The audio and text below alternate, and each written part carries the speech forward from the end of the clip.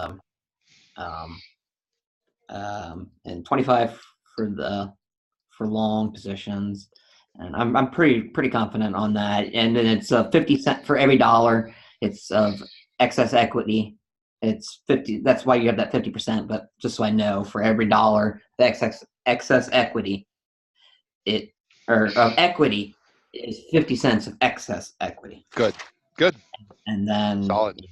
I'm pretty confident on all of that stuff. So I was reviewing some options. It's still options. It's one I'm going to probably have to spend a lot of my time, but that's what I want to continue on today. It's just kind of where we left off with. We didn't really cover puts. We didn't. So we That's the last income strategy. yeah. So we did the hedges, and then we barely touched on the the covered call. I mean, we did. I think we saw more of it in questions, but it was more or less just kind of a quick one. So yeah, if you want to pick up right there, I think we'll have enough time today to do that. Straddles and spreads. As usual, I'm recording this session. I think this is probably gonna be one of them that you're gonna come back to and rewatch maybe once or twice. Just because with spreads in particular, and spreads are where you're buying a call, selling a call, or buying a put, selling a put. Spreads in particular are just tricky. But once you get down the system, once you figure it out, it becomes second nature. So yeah, we can for sure do that. So if you want to, yeah, we can maybe do a proper go through. I mean, with the income strategies, and I bet you that'll go quicker than we might expect, just because I know we covered a little bit of that last time. But yeah, if you're okay with that, I'll just jump right into that. Definitely. Okay, great. So let's just use my whiteboard here. Okay, perfect. Okay. So we talked last time about how a hedge strategy is very much like insurance, right? Yeah. An income strategy is not exactly. I mean, it's not insurance for sure. But there are a couple things that you can apply. Let me make this plural, income strategies, because there's two of them. There are some general things that you can think about, and I think that are good to think about when you think about an income strategy. And we'll start off in general, and then we'll go to the two specific types of strategies with income strategies. But with an income strategy, that the themes that apply to all of them are: number one, any these are, let's just go with the overall strategy. These are used to increase return in a flat or neutral market. Mm-hmm.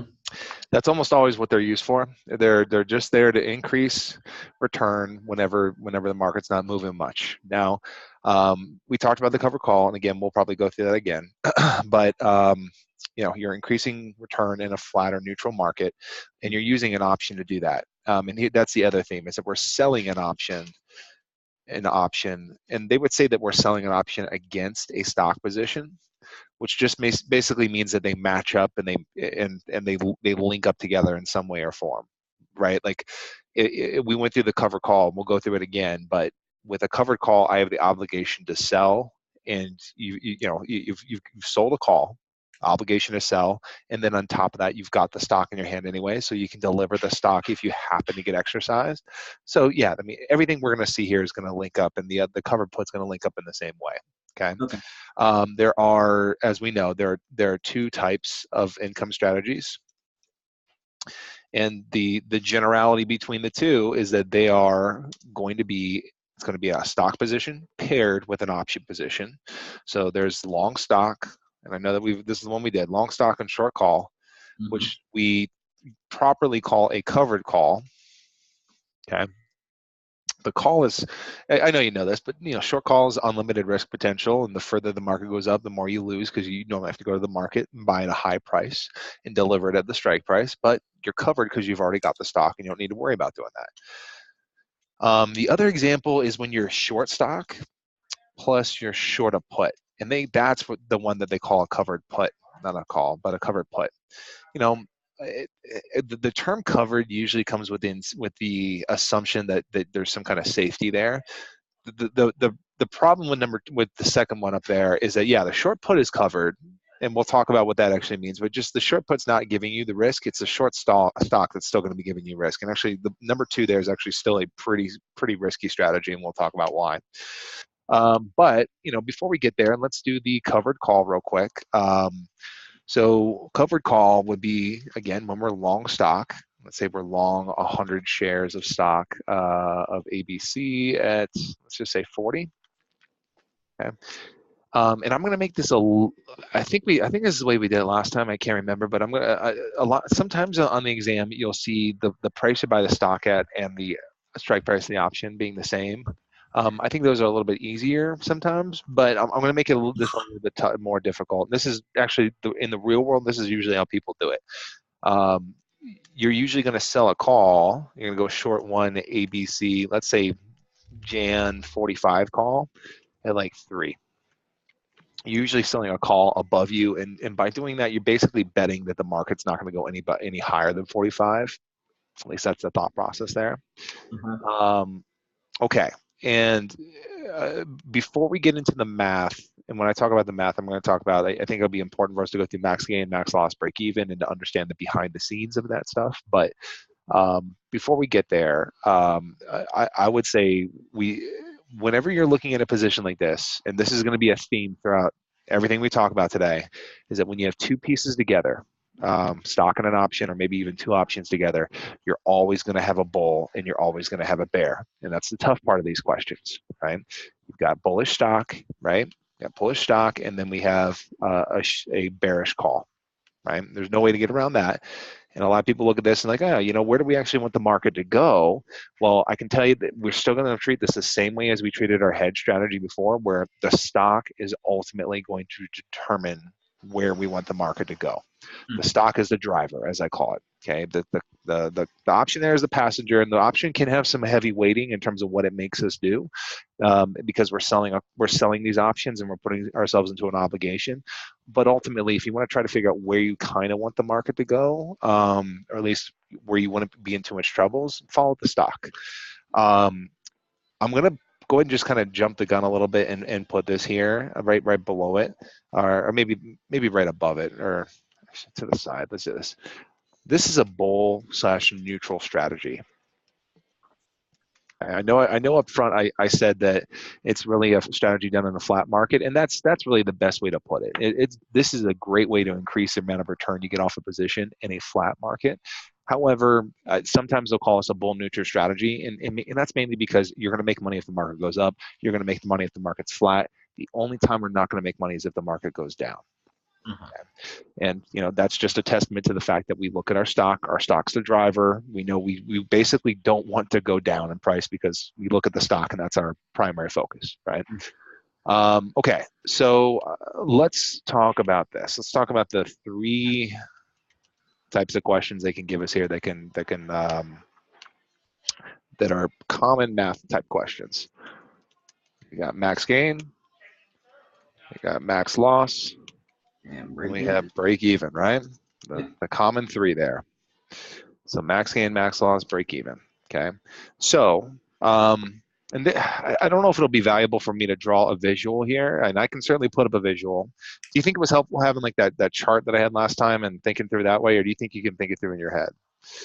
It definitely helped. Yeah. It doesn't hurt to have visual. Yeah, let's do the visual. I always think it's a little helpful. It might take us a little bit more time to go through, but this is going to be great if you go back and watch it again. And sometimes just seeing it visually is a little bit helpful. So I'm going to put 40 here. I'm going to put 45 here, just to put those numbers in there. All right, so let's put 45 here, and then we have 40 down here. Perfect. Okay. All right, let's talk the max gain first. I'll open up to you and see how far you can get on that one. Maximum gain. Does anything come to mind in terms of how much stock you think we can make? Well, we're limited by the option. Mm-hmm. We are. Great. The thing that we're going to run. All right. So we sold the option. Mm-hmm. So if we had a T-chart. Yeah. We were doing T-charts last time, right? Let's T-chart out because. Yeah. So let me move all this stuff over maybe. And then let's build a T-chart right here. And remind me, how do you do your T-chart? Is it debit, credit, or Debit credit. okay, debit, credit. Cool. That's really helpful. All right. So debit, credit, we'll put, all right, debit. Actually, let me make that a little bit bigger. All right. Okay. Debit here, and then credit here. Cool. So if we're thinking through the maximum gain, I mean, well, actually, before we even think through the maximum gain, let's plug in our numbers. What goes on what side? All right. So we have spent $4,000. So debit 4,000. Good. So put a 4,000 on the debit side. Good. Okay. Gain 300 from the option because we sold it. Good. Cool. There we go. Credit. Cool. Perfect. All right. So, So let's think through max gain. What's the best case scenario for us? This one. that we take in 45. So credit 45. Good, right? Anytime the market goes above 45, the option goes in the money, and that means that we just have to sell the stock at 45. Beautiful. So 48. Uh, Yep. so there's 48 there. So we're at $800 maximum gain. That is perfect. Awesome job, man. That is an $800 maximum gain. You said it perfectly, right? The call hinders us, and like we were like, just to kind of go back to the visual here, like, yeah, it doesn't really matter what happens to the market when we go above 45. Just sorry for my crappy little break even and not break even line there, but yeah, the idea there is if the market goes anywhere above 45, it really doesn't matter. The option goes in the money, and because we sold the option, what we essentially did is we created a short-term benefit at a long-term risk there, meaning that if the market were to go well above 45, it doesn't matter for us. That's the end of the game when it goes above 45. You can exercise with loser shares at 45. That's it. Good. Okay. Let me get in here and I'll erase the 4,500. Were you gonna say? I have a Yeah. would somebody write these short term as short like month out, 2 month out? It depends. It depends. I mean, you got to think. I mean, I think I told you last time that this is the one option strategy Yeah. that I do consistently in my accounts. Mhm. It depends. The more volatile a stock is, the less likely I'm gonna want to do it on a long term basis.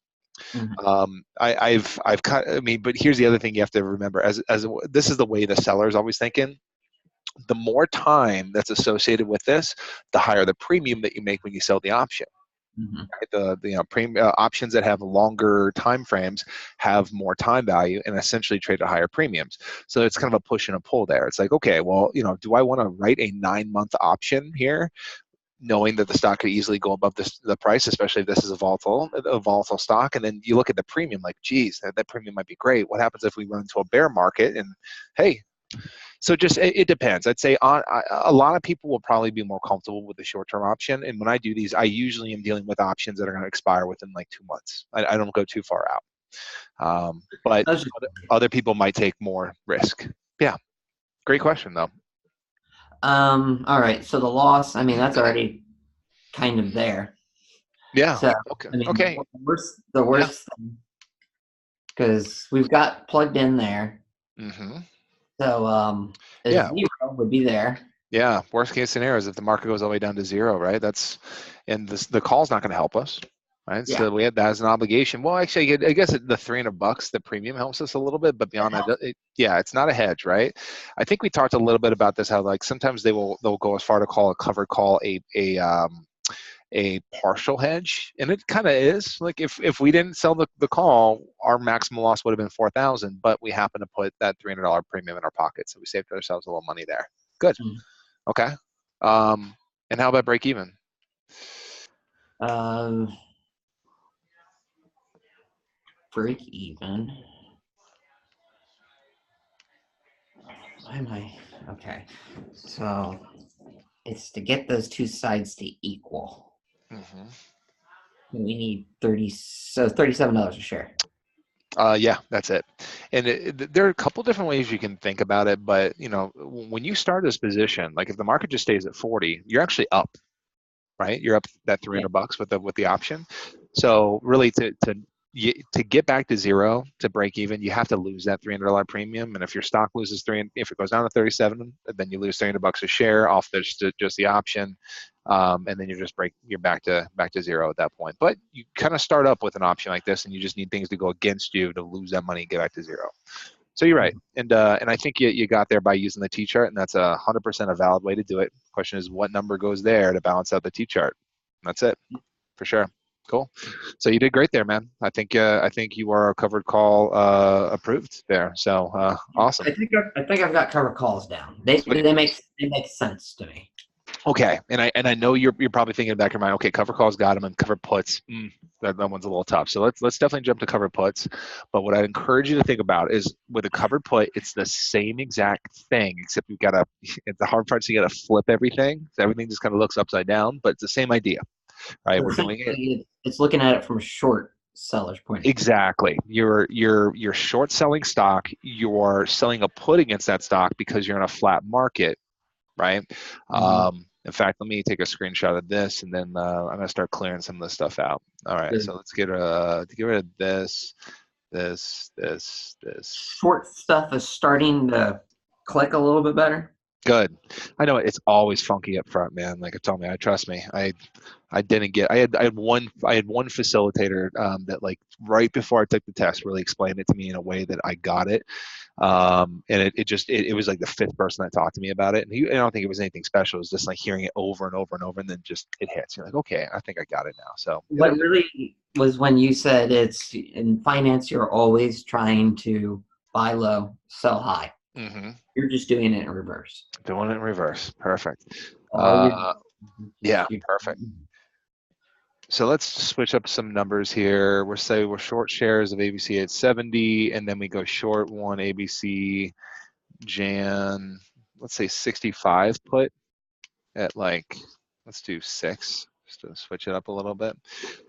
So I'm gonna have to come in here real quick. I just need to change a few of the numbers. We'll obviously change this 45 to something. Is that okay? So we'll change the 45 to 70, and then we'll change the 40 to, if I can move it here, to 65. The other thing we have to do, I'm gonna move that little.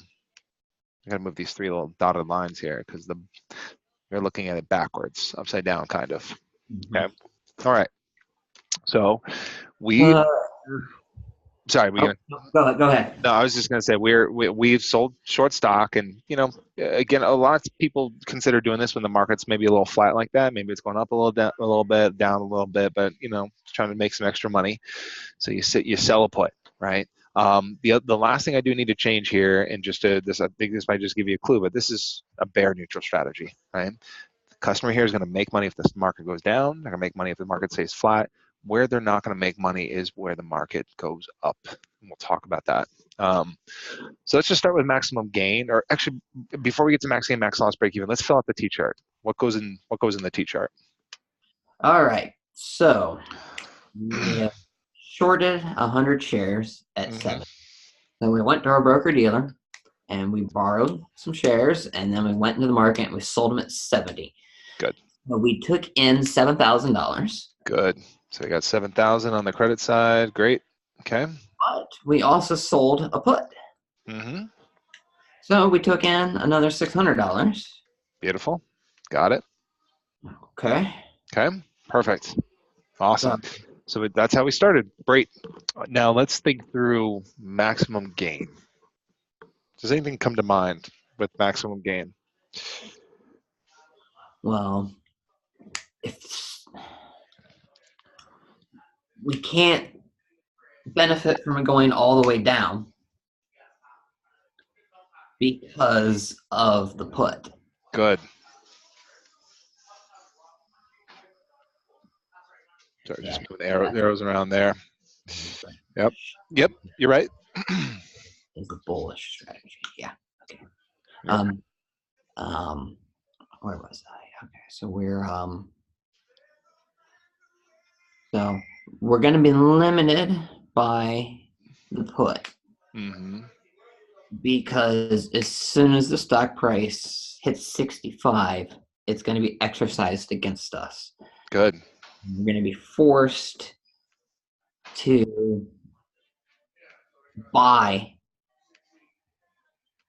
shares at 65 Mm-hmm.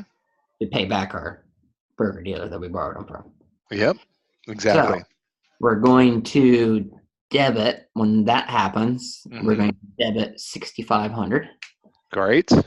because we're going to have to. Here you go. But we Mm-hmm. already have the shares. Mm-hmm. That doesn't hurt as bad. It doesn't hurt as bad. No. And that's that's the end of the story right there, right? So well, we've got 6,500. So we Mm-hmm. spent 6,500, Mm-hmm. but we took in 7,600. Yep. So our maximum gain is going to be Was we've got that $1,300. I think it's 11. Is it 1100? Oh, Difference. yes. So 65 to 70. It's all good. You're gonna have a calculator on exam. I don't care about that. But no, you got it. $1,100. That's it. You said everything perfect there, right? Um, just like we're talking about before, that the stock can't really realize its full potential because if the market drops below 65, you can exercise.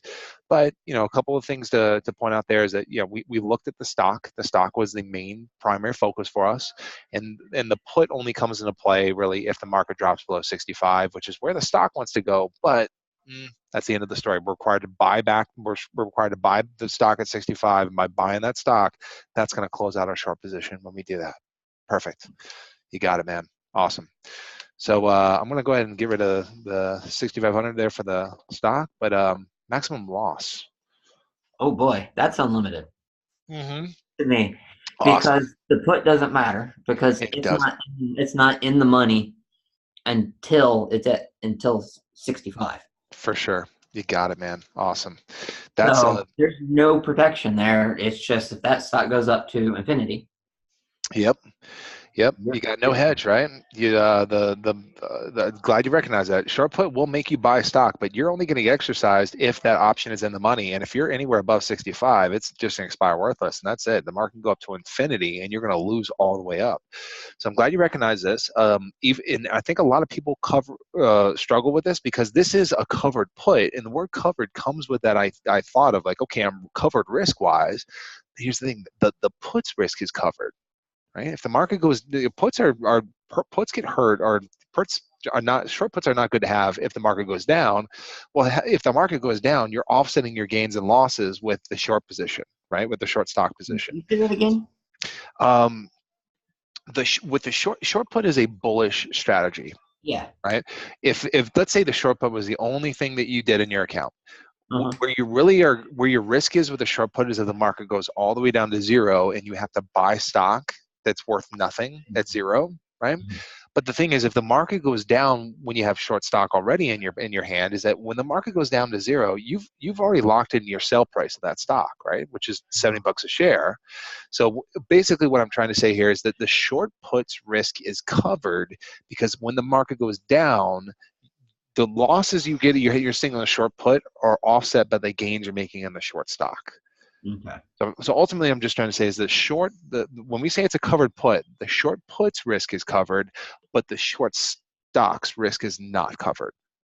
So Okay. even though it has the word covered in there, this is still a position that comes with unlimited risk potential, and this is one that they know is tricky because they know it sounds covered put sounds good on the surface. Sounds like we're not facing a lot of risk, but we are still facing unlimited risk potential with a covered put. Suitability for something like this. No one. I've never seen a covered put being recommended to anyone, mainly because it comes with unlimited risk potential. So if anything, I don't think it's going to show up in a question where you would recommend it. I can't say that's completely out of the realm of possibilities, though. But if you're asking me who would be the ideal person that we would maybe recommend this to, aggressive, sophisticated client that's wealthy that can withstand losses. Okay, that's Something that the would big. invest, basically a hedge fund investor. Basically, right? Like I would say that you're looking for very aggressive language in there. Like you have a customer who is very aggressive in the market, who is short their position. And it would probably be someone who's already short the stock, who's just looking for a recommendation on what to do in a flat market. And at that point in time, if they're already short the stock, like that's already in there, right? You're Mm. not recommending that they do that. Maybe you tell them to short the put, and by shorting the put, that doesn't really introduce any new risk to them other than opportunity cost if the market goes down, like significantly, right? If anything, selling the put might reduce some of the risk they have because when the market does go up, at least they keep the premium. Mm-hmm. Does that make sense? What I'm saying Yeah. there? Okay. So yeah, I would. That's the only type of suitability question I think that would ever show up. And is you have a customer who's already sophisticated, wealthy, knows what they're doing, who's short stock and wants to make money in a flat market. Remembering that a short put matches up with that. And the reason why a short put matches up with that is because it gives you the obligation to buy stock, which is something you already have to do with that short position. Right, Correct. with that short stock position, you got to buy that stock back. There's no question about that. Just the question is when. So you're just basically putting yourself into an obligation to do something that you know you already have to do. Right. Okay. So that's the idea there. Yeah. Great question. But before we get on to break even, any other questions about that? No. Okay. Cool. So break even. Well, we need to. Well, we can afford the stock to go up 6 points. Yeah. 76. There you go. And you can really, I don't know if you're doing this with the T chart, but you can look down at that T chart, right? Like what number goes on the other side that's going to balance out the two sides, and the only one's 76, right? Yeah, but nothing's in the option portion there, so Nothing. that Yeah. Mhm. doesn't matter. So Whenever you get the break even question, and you're trying to use the T chart. It's always the stock. You're trying to figure out what the other side, the blank side of the stock is, in order to balance out the two sides. It's never going to be the option. So, yeah, that's it. And the thing to it conceptually, just to reinforce what you said, yeah, when we sell this put, we are up $600 in the very beginning. So when that happens, we just need to, as long as we don't lose more than $600, we'll at least walk away without any kind of a loss. So great, that's your cover put, man. Any other questions about this one, or anything else you want to do with this? it's just a cover call in reverse with really like super aggressive. That's it. There you go. It's your more aggressive cover call. And like we were talking about yesterday, yeah, your cover call, you can totally recommend that to a conservative investor that normally has the stock already in their possession. That's fine. Just you're actually reducing the risk overall when you're doing that. But yeah, that's it. Good. Um, so we can do one of two things. We can either from here. My normal natural tendency would be to go to Straddles after this and talk through Straddles. But and here's the thing: we did talk through some questions here. Eventually, it might be a good idea for us to see some math questions together. But do you want to keep going just with kind of the lesson of this, or do you want to see some questions on this? Let's go through the lesson. We did a lot of questions. We did. It's like a lot of the questions kind of came up last time with covered They calls did. and what's inside of them. They did. So cool. Let's move on to Straddles, and that's our next big bucket there, which I bet you you'll probably feel pretty. Let me make sure I screenshot that. Okay, you're probably going to feel pretty decent about Straddles, and if you don't, that's fine. I just find that Straddles are the strategy that I think a lot of people end up getting pretty quickly. No pressure, but One question. Sorry. spreads are going to be. I'm just trying to tell you that spreads are going to be the hard one. We have one. I think an easier one and a harder one to go through, and then we're done with options for the I do moment. have one quick question. I Yeah, forgot to ask on covered calls and puts taxes with yeah. that. Good question. Why don't we do this? When it comes around tax consequences of options, which is I do think is a more important thing than it sounds on the surface. I usually find that if let's how about this? When we're done with spreads, let's jump into that. I don't think they're going to give you a covered call or covered put question that involves taxes. But here's the thing: I mean, all taxes with options across the board are essentially the same. And they're not unique to say covered calls, covered puts. So you don't have to think. You have to Okay. remember like 15 different ways that taxes work. It's just it is what it is, and we'll go through that at the end if that's okay with you. Yeah, no, that's fine. Yeah, don't let me forget that for sure. Okay, so straddles. Okay, um, if I don't know who ended up naming a lot of these things. There's such thing as, believe it or not, there's such thing as a naked straddle. So I don't know what the person that was on the person's mind that was thinking about this stuff or naming these things, but a straddle, at least the way it's been taught told me before is that, if you think about like if you're straddling a horse, you got legs on both sides. That's kind of where this comes from, is that you're basically playing two sides of the market at the same time when you're dealing with a straddle. That's the idea. Okay.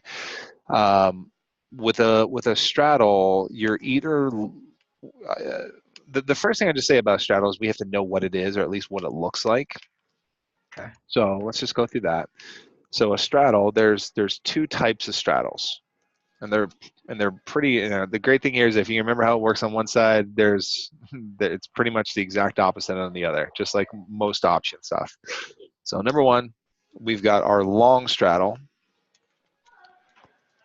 which is long call plus long put, and then we have our short straddle, which is short call plus short put. Unfortunately, that's not all. That's not the end either.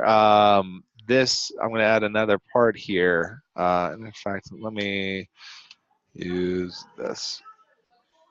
Just a different color here.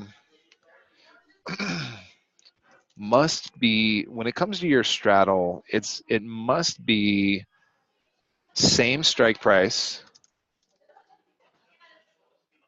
and expiration.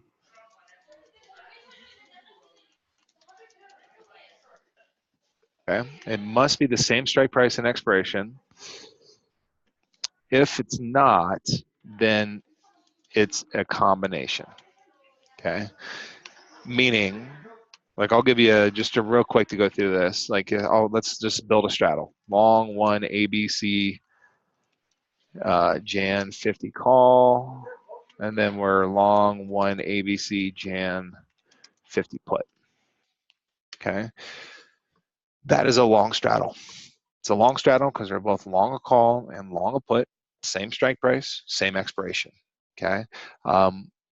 Now we'll talk through the strategy and the why people do this, but long call, long put at the same time, that you at least put in your mind that, okay, this is probably a straddle. However, if you were to look at this and say, instead of it both being January, maybe one's February and one's January, now we will call this a long combination. Or if maybe they're both January and like this was 60 instead, that's a long combination. Or you could see both different. Like maybe you have the Feb 50 call and a Jan 60 put. I don't know, but long call, long put. It's at least it sounds like a straddle, but in order for it to be a true straddle, has to be same strike, same expiration. If it looks a little bit different, they call that a combination. And typically on the exam, I don't think you're going to see any combination questions involving math, but they love asking identification questions on combinations. Like they'll ask which of the following is a long combination. And if you can remember that, okay, a combination looks like a straddle, except strike prices or expiration are different, or both. That's usually all you need to know about combinations. Okay. Does that make sense? Yeah. Mm-hmm. So if you see enough option questions, that'll come up. That'll come up a few times. So, okay, that is our.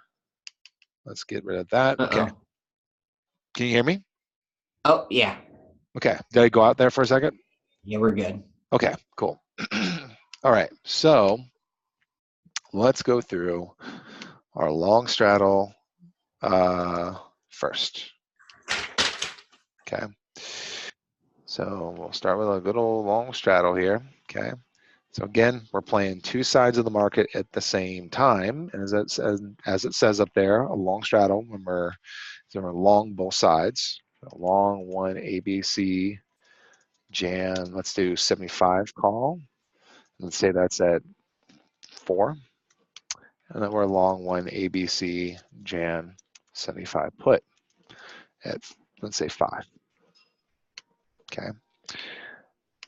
As normal, they can ask us maximum gain. They can ask us maximum gain. They can ask us max loss. They can ask us the break even as usual. Okay. But before we even get into any of that, I can put a T-chart up here, and actually a T-chart might be helpful in some ways, but we might have to structure it a little bit differently than we're used to. because we got two options, and usually we have like a stock row and an option row. So I would almost if you're going to do a T chart, it's almost like doing Two of this. them? Yeah, I don't know about doing two T charts, but how about I would almost just tell you like just do a debit and credit, and just but don't do a stock or a don't do a stock or an option row. Okay. Just keep it simple. So I mean, debit and credit. If we're talking through here, how would you fill out your T chart? Well, we have bought two options. Bought two options, correct? So we're out 400 and we're Mm-hmm. out 500. Mm-hmm. Good. So I'll put both up there just so we can keep it up there. Out 400, out 500. Perfect. Okay. We'll put that there. Great. Now, let's talk your strategy before we get through the numbers. Okay. When you look at this, does anything come to mind with why someone would do this? No, I have no idea. Okay. It's tough when you're looking at two things at the same time. But I'll walk you through what my thought process is. I mean, the first thing we probably want to start with is just the fact that we're dealing with two options. One of them gives us the right to buy. One of us gives them the right to sell. Okay, Mm-hmm. so they both are giving us both rights. Long calls make money when the market goes up. Long puts make money when the market goes down. Okay. And here's the other cool thing about a long straddle is that in both situations, we decide if the option is going to get used. So, if the market goes in a direction that we don't want it to, or if the market just goes in a direction where it doesn't make sense to either use the call or the put, or maybe both at the same time, we just won't. And we don't have to face any additional risk in terms of money out of our pocket. Okay. So I'm gonna put the most important word that I tell you to know when it comes to a straddle is the word volatility. That's the number one most important word there. We are looking for volatility. Okay, at least with the long straddle. Okay, so it's all when you're dealing with straddles, it's always a volatility play, and you're either looking for volatility or you're looking for a lack of volatility. Okay, so this customer here, if you're asking me like why someone would actually do this, this is perfect for the customer who thinks something crazy is going to happen in the market, but they just don't know what exactly it is, or they don't exactly know how the market's going to react to that information. And a lot of people play these games like right before earnings reports. I don't know if you've ever overseen or kind of watched an earnings report unfold. I watch Amazon's every time it happens. Yeah, right.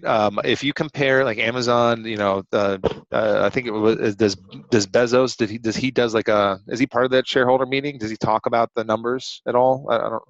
You ever see that? Not that in depth to it. Mm. I've never seen an Amazon earnings release. I've never watched it, but usually what happens is that they release a report to the market that goes over how they've done over the last quarter, and in that report, either the company will be doing better or worse than what they call the street's expectations, which is just a fancy way of saying what analysts expect to happen with the stock or with the company. So, and they're really hard to predict sometimes, right? But if you were to watch earnings report released and compared to how the market reacts to it, it's always very sensitive. I remember when Google released earnings back in 2000, it was like 2011, 2012 once, and they beat earnings expectations. I watched the stock price within a few seconds rise $50, then rise another $50, and then drop another $50 per share. The market reacts very quickly to this news, and if you're playing that game where you're expecting some crazy volatility, this might not be a bad idea. Okay. So that's the main thing. I would say if you can remember volatility, long straddle, that's usually as much as you need to know. Okay. So I'm going to draw something down here, but I'm going to encourage you to think through something real quick. So in terms of maximum gain, let's think through that for a second. Does anything come to mind for maximum gain?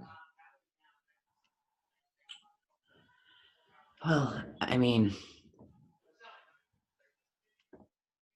the stock price could just go through the roof. It could, and then we could exercise the call. for sure. Yeah.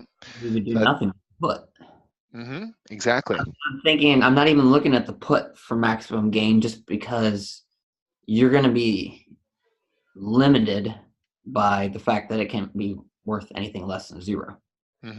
Great. You think I do it So perfectly there. So the, what's the your strongest of those two options is I'm thinking the gain is theoretically like unlimited minus premiums. you can just stop at unlimited. I'd say technically you're right, but in terms of what they're looking for on the test, it's just unlimited. If it's unlimited, it's unlimited, right? Yeah, you're right. Unlimited minus the premium, but the thing is, and you're thinking to do it perfectly. The further the market goes up, the more money you make on that call, and the put doesn't make you do anything you don't want to do, Because, right? like you said, you're in the driver's seat. You're long that position. You have all the control. You got the overall position, right? You decide if that's going to be exercised or not. So it's up to you. You don't have to if you don't want to. Exactly. So yeah, the further the market goes up, the more money you can make, for sure. Our answer for max gain is going to be just a straight unlimited. Okay. Perfect. Okay.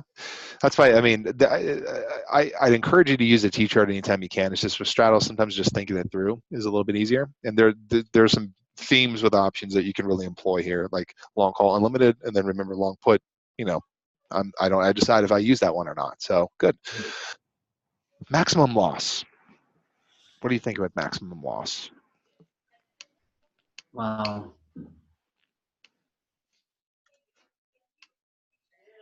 it's the premiums. Mm-hmm. Exactly. All right. And I'll ask you another question. That's a little bit of a step up in difficulty here, but you're right. It is the maximum loss here for at least this example here would be $900. The premiums. Okay, good. And where would the market go where there's one single market price where we would see that $900 loss? 75. 75. Beautiful. Right. What happens at 75? It's at the money. Mhm. There's no intrinsic value. No intrinsic value. Perfect. There's no reason to use either one. Now, in reality, is the stock price going to stop at 75? Like 99, probably 999 times out of 1,000 answers, no, it's not. But theoretically speaking, it could go to 75 and just stop, right? If that's the case, it doesn't make sense to use either one of those options, and that is the worst case scenario. And maybe to take this one step further, yeah, if you're looking for volatility, the opposite to volatility is a flat market, and that's what you're trying to avoid, is a flat market. Perfect. All right. So the last question here, which is break evens, which I'll give you a clue. This is the only option strategy where we're actually going to have two separate break evens. Yeah, I was going to say there could be two. There are two. You're right. That's why this is another reason why using the T-chart's kind of tough. So what are you thinking?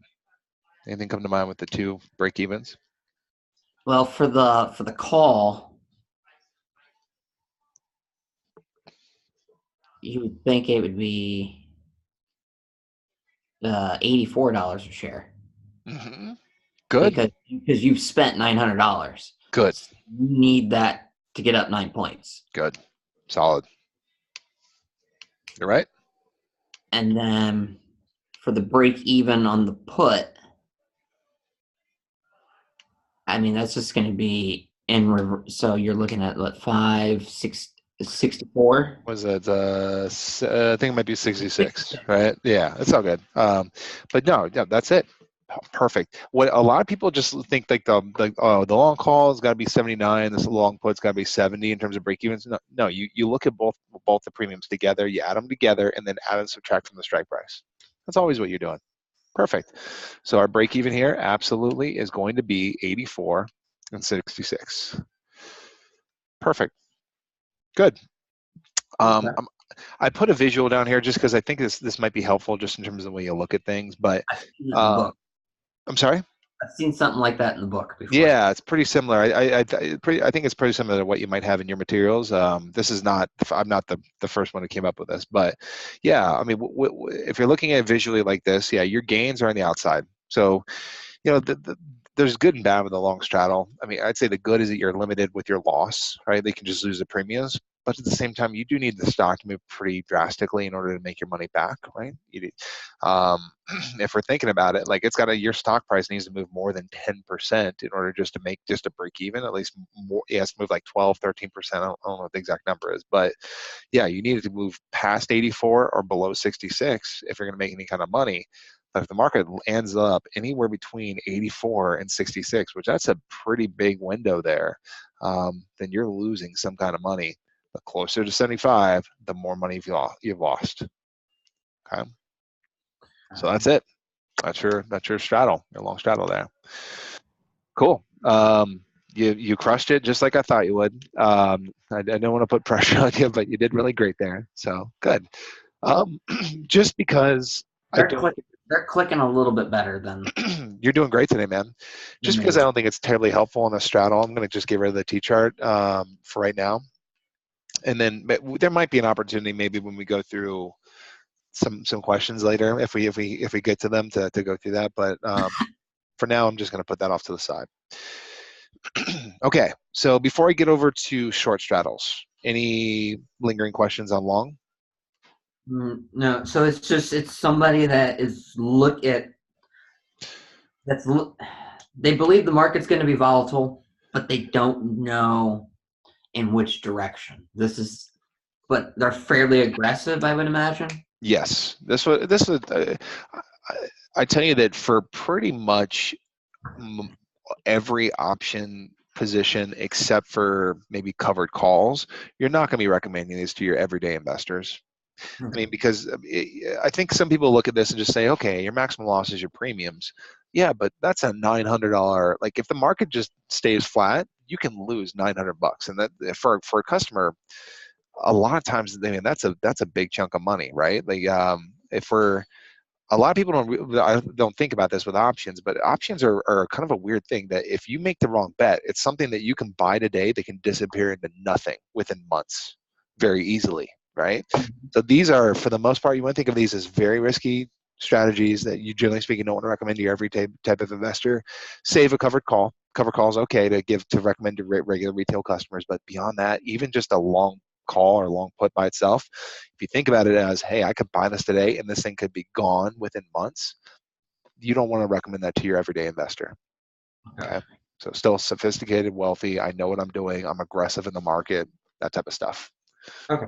But yeah, just like you said, someone who expects there to be volatility in the market, but maybe doesn't know exactly where the market's going to go. Something within that realm. Okay. Cool. So that's a long straddle. I'm going to keep that up there, and we're going to think through a short straddle. Which beautiful thing about options, if you know how it works on one side, you're going to know how it works over here. Just you got to flip the way you think about it. So if we have a short straddle over here, let's just start with what we think our strategy is in the market. Like, what would you be expecting if you're going short a straddle in the market? Like you said, they're usually the opposite. So They are opposite. definitely. Mm-hmm. I don't know. I think flat, neutral. If I said that, Yeah. you're looking for a flat or a neutral market. A couple different ways you can say that. Oh, I don't expect the market to move. I expect it to stay close to whatever the strike price is, whatever whatever way you want to say it. But this is perfect for the customer who wants to hedge, not hedge their bets, but really wants to bunker down and really expect that the market's not going to move at all. And you're kind of putting yourself in a corner with this strategy here. This is another what we'll see as a very risky strategy. Basically, you're not going to do well if the market moves either way up or way down. You're only going to do well if it stays flat. So let's go through a couple or just one example here. But let's say we go short one XYZ. Let's say Feb. Let's do Feb 40 call. Let's say that we do that at let's do that 3, and then we go short one XYZ Feb 40 put, and let's say that we do that at let's do 4. Okay, so we got a good old short straddle here. We're expecting a flat neutral market. Okay, great for a customer who's like, hey, I really think it's going to stay flat here over the next, however many days or months, whatever. We'll think through the normal numbers, the max gain, the max loss, and the break even to help us kind of think through the strategy here. And why don't we, and I'll draw the visual at the bottom so we can see, we have a visual of this too. But while I'm drawing that, why don't you think through, max gain? What do you think the deal is with our maximum gain here? All right. So we've sold 2 options. I'm just anytime I see a short an option, your maximum gain is always the premium. Good. So for both of these, it's going to be a premium. So it's just a combination of both the premiums. Yep. So $700. Yep, and you're just dealing, same idea, just like you said. Your max gain when you sell option is the premium. It just happens to be you're dealing with 2 of them now. That's all you're doing. So perfect. Great way of looking at it. So max gain here is going to be the combined premiums together, 300 and 400, which is a maximum of 700. Perfect. I'll put the premiums here. Good. And I'll ask you, I think you'll know this, but where would the market need to go for them to receive to keep all $700 in the premiums? It needs to stay at 40. Good. Stays flat at 40, right? That's it. Cool. Awesome. So that is that. Let me do that. Okay, cool. How about max loss? What comes to mind with maximum loss? Let me think about this. We could possibly be forced to buy stock at 40.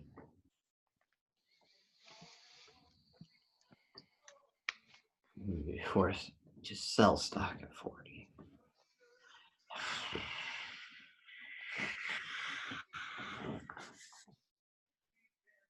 Short. Okay, so with a short, I'm just going to try and think of them individually. A short call, the worst thing that could happen to you there is the stock goes up forever. Mm-hmm. The worst thing that can happen to you with a short put is the stock becomes worthless. You're gonna have, oh no, God, is it unlimited? It is. Because of the What might call. it come to mind? Sorry? It's because of the call. It's unlimited. Great. So almost like, you're kind of looking through both. That was good. And I love the way you thought through it, right? The call has unlimited loss potential. Okay.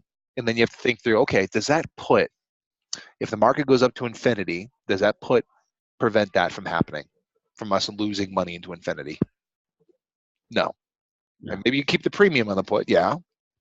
But who cares, right? If the market goes up to 1,000 and you get exercised, you're still going to have to go to the market, buy stock for 1,000, and then deliver it at 40. It sucks, right? Mm-hmm. So yeah, this is another strategy that comes with unlimited risk potential, and again, it's because you got a short call in there that's not covered at all. So cool. Okay. That's it. Max loss is unlimited there. Perfect. All right. How about break even? Are we gonna have 2 break evens? Yep.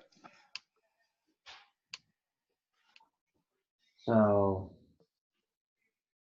for the call, 43.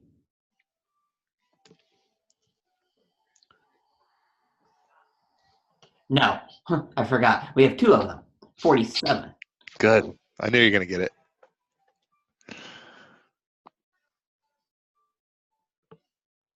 And then for the put,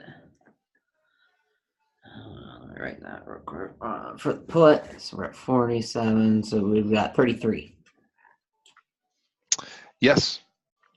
33 and 47. Beautiful. Right? Just adding those premiums up and adding, subtracting from the strike price. That's all you're doing. So we'll have a 33 here at the bottom. We'll have a 47 up here in the top. Perfect. And we look at this one just a little bit differently, but same idea. I mean, it's a volatility play one way or you put it or another, right? We're either looking for volatility or we're looking for a lack thereof it.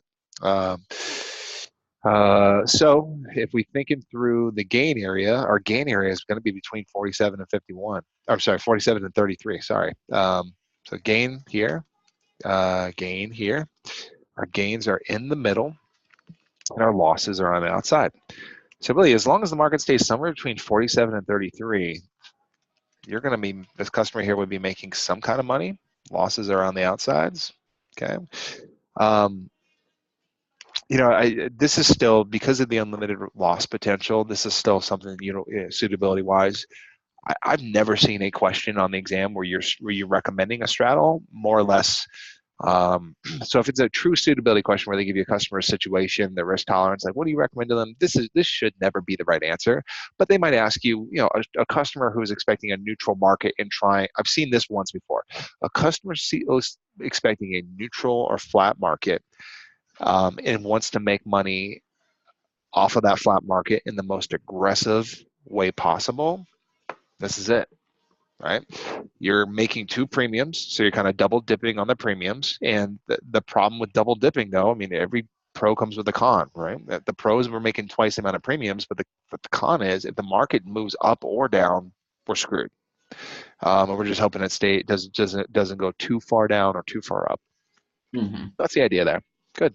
But again, I guess looking at the kind of where the break evens there, the market price does need to move pretty far, at least in this example. And I think these premiums are fairly normal. Like a lot of times premiums in the market are around the $200, $300 mark, especially if they're closer to being, in the money. And with at 40, and with a call to put, one of those is probably going to be in the money if the market's somewhere around 40. And the thing is that you need the market price to go almost 20% upward or 20% downward, almost, just to lose money. So it's pretty hard to lose money here, but ultimately, if there's volatility that you did not expect and it hits the market, you're going to be losing a ton. So that's the idea there. Okay. So those are straddles, man. There are a few other questions they can ask for straddles, and maybe you'll come across on your own when you go through questions, or we'll see maybe today or tomorrow. But ultimately, that's probably like 80 or 90% of what they would ask you questions on. Okay. Cool. The next thing I would go over here, and this is the big chunk that I'd love to get through today, is spreads. That's the last big chunk, and there's a lot there. How you feeling? Are you feeling good enough to move on to spreads? Yeah. Okay, cool. Let's do it. All right. So what's interesting? I just had another person of my that I work with, another student of mine, take the 7 today. I just got a text from her, and I just kind of popped up on my phone. Thank you for all the tutoring, blah, blah, blah, blah. She passed lots and lots of option questions. I'd say 20 in all. So she saw about 20. I don't, that's kind of around what I would expect, somewhere between 15 to 20. I think we talked about that before. So just another confirmation that, we're going to see some options. And in terms of the number of option questions you're going to see, or what types of option questions you're going to see, I really do believe that most of your option questions are probably going to be spreads. So this is not only like heavy material that we need to go through, but also one of the more important parts of the exam. So, okay. Oh boy. Yeah, good But I'm times. confident about the other stuff. Yeah, I mean, here's the thing. I'm confident I can help you. I mean, this is an area that seems like it's a really tough thing to undertake at first, but I've got a system. This is the only one where I teach it's a 4-step system. We'll make it through with the math, and I'll also talk to you about the why. I think the why behind all this is really important. When you get what's going on with these, this is something you might actually do in your own account. So spreads are, even though I've never seen a suitability question on spreads really don't come with a ton of risk per se. Your risk is always going to be limited with this, and we'll go through that. Okay. But before we get to the strategies and why you do all this stuff, the first thing we need to go through is just what is a spread, and there are different names of spreads that we will talk to. So there are 2 types of spreads. Okay, 2 types of spreads. Spread number 1, there's a call spread. And a call spread is when you're going long call plus short call. A put spread is when you're going long put plus short put. Both together at the same. I'm sorry. Yeah, I did that right. Okay, long call, short call, long put, short put. Okay, so we're long and short at the same time, which is tricky and it's tough because you're probably, if I don't know how much of this you've seen before, but thinking through like why you would do both at the same time is real. It's a real brain buster. But I think if we go through enough questions, you'll start understanding why. Um, so we got that. Um, the next part we need to go into is just that there are there are names to certain types of spreads, and that's kind of an important part from time to time. So, and what I mean by that you may have read this in your materials. This might ring a bell, but The horizontal. horizontal. Yeah, Or let's go through that. Horizontal. I think you're about to say probably vertical and horizontal. A horizontal spread actually has two other names. Horizontal, also known as a calendar, also known as a time spread. I mean, you knew what it was. I mean, do you remember anything about these? Like what makes something a horizontal or a calendar spread? the the only reason why I didn't the lectures were kind of blah at times with Hmm. STC, was him bringing up the option charts and thinking of it, the dates go along horizontally and the Yeah. prices go along vertically. Yeah. Yeah. I mean, So everything is going to be the same, but the dates are good, horizontal. good. So this is when we have the same we have the same strike price, but um, but different expirations. That's it. You know it. So, as an example, I always like putting examples here. So I'll just put a really quick example. Example of this would be something like I am long one ABC Jan 50 call, and then I'm short one ABC Feb 50 call. Same strike price, both of them are 50, but different expirations, Jan and February. Great. Okay, so that's our horizontal time, aka calendar. Maybe one thing I'll put out there, and I'll ask you, I think this is a good thought exercise here. In previous sections, like in the covered call section and the covered put section, we talked about the fact that there's one side that's more important than the other, right? Mm-hmm. There's like a driver and then there's like a passenger, as I sometimes say. Now, I guess I'll point this out. We didn't talk about that with straddles because straddles are the one two-parted strategy where there's not really one part that's more important than the other. They both have, like, one is important if the market goes up, one is important if the market goes down, but there's not one that's more important than the other at all times. But bottom line, with a spread, we're going to see this again. Like one side will be more important than the other. One side will have a heavier weighting than the other. Now, looking at this horizontal spread that I built, the long Jan 50 call and the short Feb 50 call, one of these is a more, I don't know, one of these is what I would call the driver again, but is a primary focus and is one that's a little bit more powerful than the other one. Does anything, do you, I don't know if you can guess which side it is that's more important than the other. It's probably the one. It's probably the long call because it has unlimited potential. Not a bad way of thinking about it. And it's actually the short call. Here's maybe a way to think about it, is that like it's not necessarily going to be like long call is always the more important side, or a short call is always the more important side. It's more about certain things with the option, like at least how the option's set up. So I'll tell you that the short call actually would be the driver here, and the reason is because it lasts longer, Okay. right? The when we have these two things together, and one thing we're going to go through eventually is what we call naming a spread. We would call this a short call spread, which I know probably sounds a little tricky there because you're long and short a call at the same time. But when you name a spread, you're effectively just saying what side is more important than the other. And just because that, with both of these, one's a 50 call, the other one's a 50 call. It just happens to be you're long on one and you're short on the other.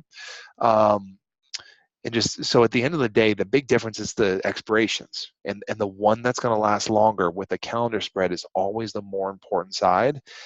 And if you think about it, that short call is basically naked for a month, right? I can't remember if we talked about how to cover a short call, but one of the ways you can cover a short call is with a long call. That might be worthy just to pause there for a second to make sure we feel pretty good about that. Like, does that, like, a short call could be covered with a long call? Does that make because sense? you have the right to go into the market and buy it at a set price You got it. That's it. You got the right. versus possibly having to go in and buy it at God knows what price. Perfect, perfect. So, while the long call is there, yeah, this is covered, but the problem is on the third Friday in January, that long call is going to be gone, right? And then you have to go all the way to the third Friday in February, and then that's a month of being uncovered or naked there. So definitely the one we're going to pay a little bit more attention to is going to be the short side, just because it has a longer expiration. Okay. Yeah. And also, I'll say one last thing too, is that short call would have a bigger premium, and it's solely from the fact that it has a longer time to expiration. Okay. And that'll come up in questions here and there, and I think that'll make what I'm talking about here might not make a ton of sense on the surface, but it'll make sense when you see questions on it. Like as an example, they would want you to know that overall you'd have a net credit if you did the strategy, because that short call would have a higher premium than the long call. And if you're selling at the high price, and if you're selling the call with a high premium and you're buying that call, the 50 call with the low premium, overall you have a net credit, if that makes sense. Okay, Uh-huh. cool. All right, so the next one we'll go through is a vertical, and there's another name to a vertical spread. It starts with a P. No idea. Price Fed. There we go. Thought about playing hangman with you for a second, but no, vertical IK price spread. Just, I mean, what they were saying in the video, that definitely works. I don't know what he's talking about with the calendar, but like really where they get this terminology from, it's from the chart. Like, if you ever think Yeah, about like a stock chart, is that what he was saying? Like the yeah, the times on options. horizontal? Okay. Yeah, okay, gotcha. So vertical, aka price spread, the difference is where the prices are. So we have different strike prices, but the same expiration. Almost every one of your math-based questions on the exam are going to be price spreads. Almost every single one of them. So we need to make sure our math is tight on price spreads, because I would say you're probably going to see at least 5 questions that involve some kind of math with the spread, and it's probably all going to be for price spreads. So, example here, this is long 1 ABC Jan 50 call, and then when we're short 1 ABC Jan 60 call. Same strike price, different expirations. That's where the big difference is. Cool. Before I move on from that, and we'll talk about we'll talk about the driver and the more important side when we get to a vertical. We'll talk, that'll be literally the next thing we talk about after we get through this section here. But any questions about that? No. Okay, cool. One last type of spread, and I think you probably know what this is. We're going to jump to there's one more. I'll ask you, does anything come to mind? It's the diagonal. Yeah, if you're not horizontal and you're not, or if you're not horizontal and you're not vertical, you kind of both at the same time, you're diagonal, right? There is no other name for diagonal. It's just a diagonal. That's it. So it's a combination of the two. This is where both sides are different. So both the expiration and both the strike price is different. We have different strike prices and then different expirations. Okay.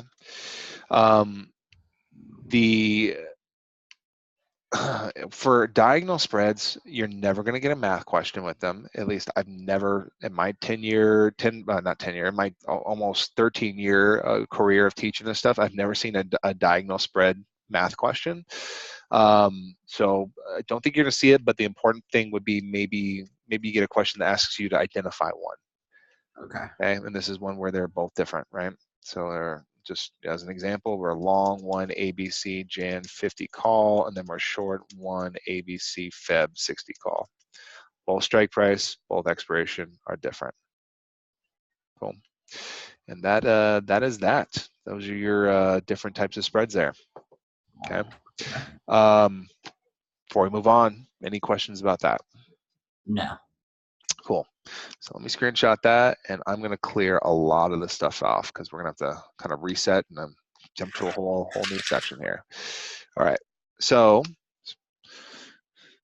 we talked about what a spread is, talked about the different types of spreads, the horizontal, vertical, diagonal. The next thing we need to get into is called next thing we need to get into just in general is naming a spread. So we have to know how to name a spread. Let me just switch up the color there. How to name a spread. Okay. Meaning they're going to give you these spreads, and it's always going to be tough, but you're going to have two sides. One side that's long, one side that's short, one side that's bold, one side that's bare, one side that's a credit, one side that's a debit. And at the end of the day, you're either going to call it a spread could be a long call spread, or it could be a credit call spread, or it could be a bull call spread. The name of the spread always relates back to the more important part, or what I call the driver. Okay. By the way, the driver terminology is just mine. You're not going to see that in the exam. So, and it's just what I call it. But driver is the more important part. Okay. And I'm going to put it in here.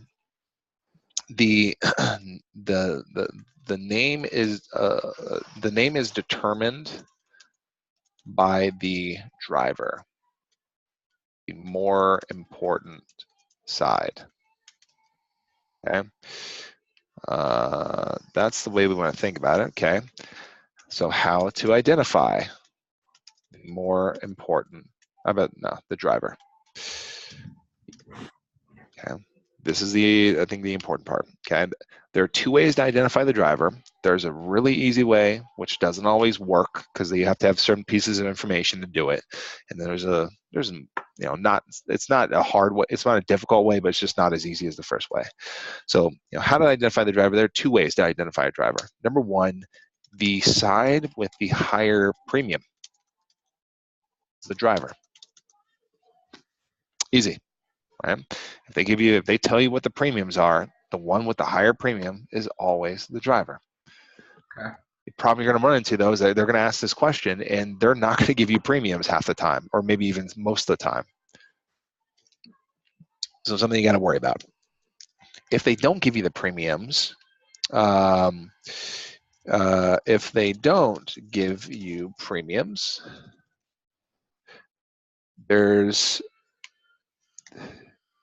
you approach it two different ways depending on if you have a call or a put. The call spread,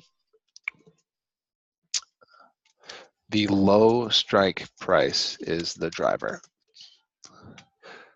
Put spread, the high strike price is the driver. Okay. All spread, low strike price is the driver. Put the high strike price you're looking for. And again, like when you get these questions, it's almost always going to be a price spread. Those are the majority of the questions we're going to see in the exam that involve that stuff. So that's the idea there. And let's walk through maybe an example here just to understand a little bit further like what I mean by this. So what I'm going to do is a spread could have one of three names. Okay. So let's just say that let's look at a call spread first. Okay. So let's start easy. I'll give you premiums. So let's say we go long one ABC Jan 40 call at like, I don't know, 9. And then we go short one ABC Jan 50 call at, I don't know, let's say 3. All right. We have a vertical one. Yep. Got a vertical spread. Vertical spread. Mm-hmm.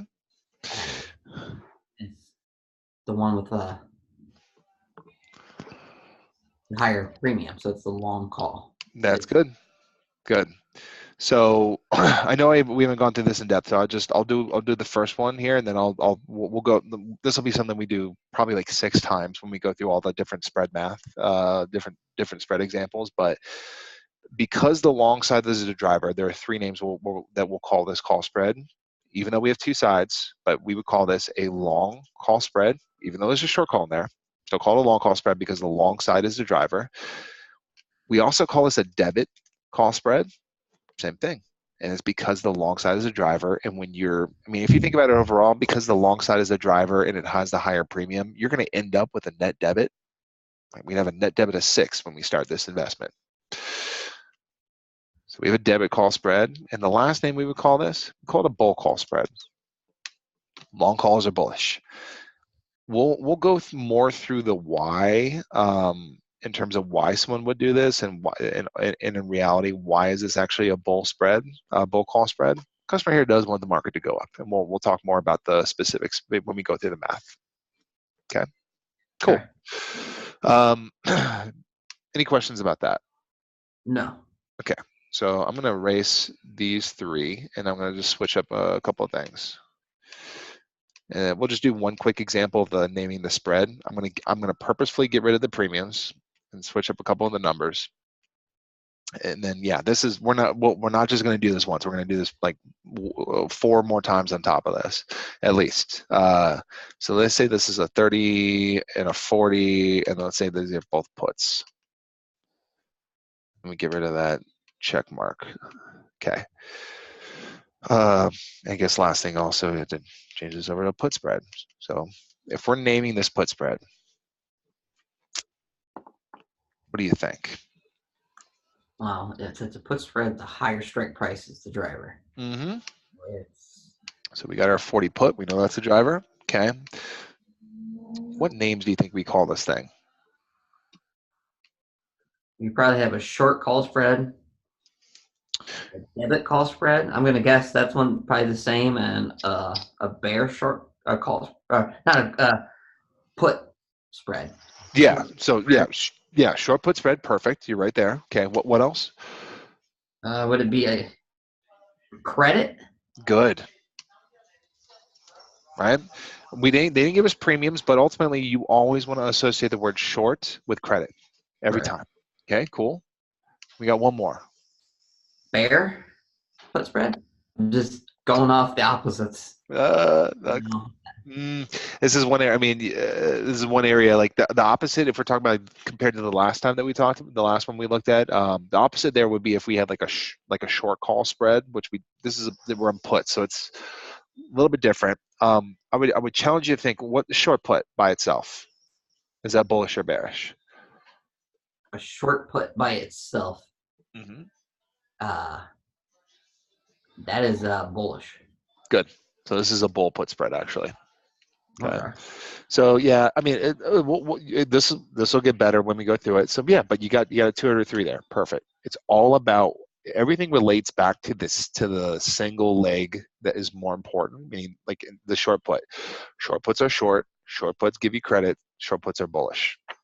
Always relating back to the driver. Okay. Cool. And like I said, we have 4 more examples to go through at least with this stuff. So cool. Before I move on from just naming a spread, which we're about to get into the math, any questions about that? No. Okay, cool.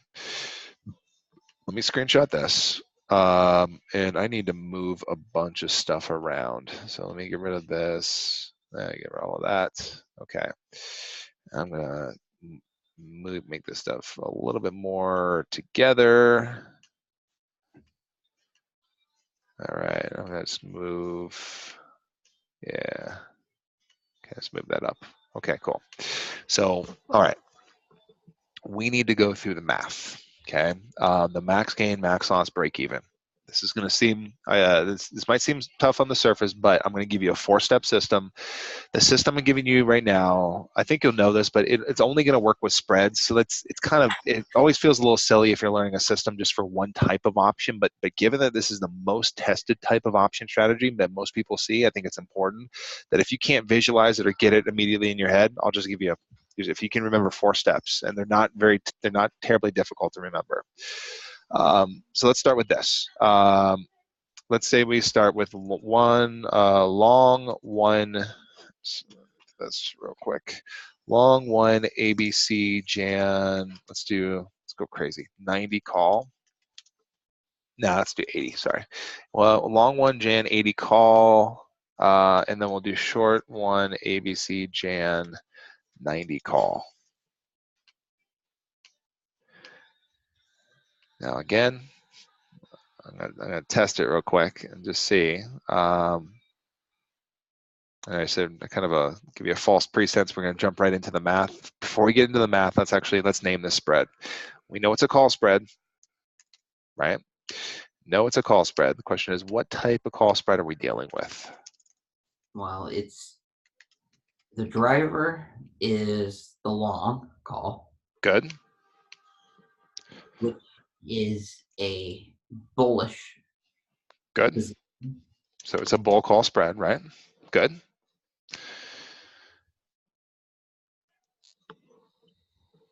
Is there anything else to it? Oh, like there are two other names. So remember, like it's buller. I'll give you the next name. We'd either call it a credit or a debit spread. Oh, you can call this 3 different things? Yeah, yeah.